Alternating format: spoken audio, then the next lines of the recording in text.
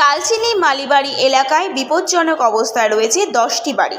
ধসে একদিকে হেলে গিয়েছে, যে কোনো সময় বাড়িগুলো পড়ে যেতে পারে, বড় ধরনের দুর্ঘটনাও ঘটতে পারে। শুক্রবার এলাকায় পরিদর্শনে আসেন কালচিনি বিডিও মিঠুন মজুমদার সহ জেলা প্রশাসনের আধিকারিক এবং ইঞ্জিনিয়ার। বিডিও মিঠুন মজুমদার জানান, ইতিমধ্যেই ক্ষতিগ্রস্তদের পরিবারের সদস্যদের শিবিরে নিয়ে আসা হয়েছে। তিনি জানান, পুরো বিষয়টি খতিয়ে দেখা হচ্ছে, কী পদক্ষেপ নেওয়া হবে তার জন্য ব্যবস্থা করা হচ্ছে।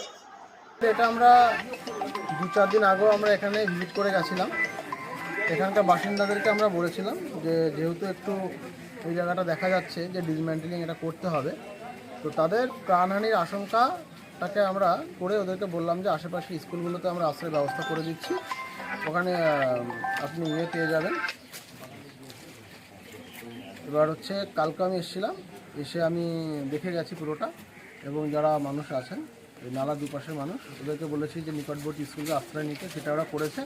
তো আপাতত প্রাণহানির আশঙ্কাটা আমাদের এখানে ঠেকানো গেছে। এখন আমরা ডিএম অফিস থেকে আমাদের ওসি ডিজাস্টার ম্যানেজমেন্ট সাহেব এসেছেন, আমাদের এক্সিকিউটিভ ইঞ্জিনিয়ার সাহেব এসেছেন পিডব্লিউডি, তারা দেখে গেছেন সিচুয়েশানটা। এবার দেখে তারা এটা রিপোর্ট করবে ডিএম ম্যাডামকে। তারপরে আমরা কোনো স্পেশাল এজেন্সির মাধ্যমে এটাকে কি করা যায়, এটাকে ডিসম্যান্টেলিং হবে কি না, বা হলেও কীভাবে হবে তার প্রসিডিওরটা, সেটা ওনারা আইডেন্টিফাই করবেন। তারপরে আমরা পরবর্তী পদক্ষেপ নেব।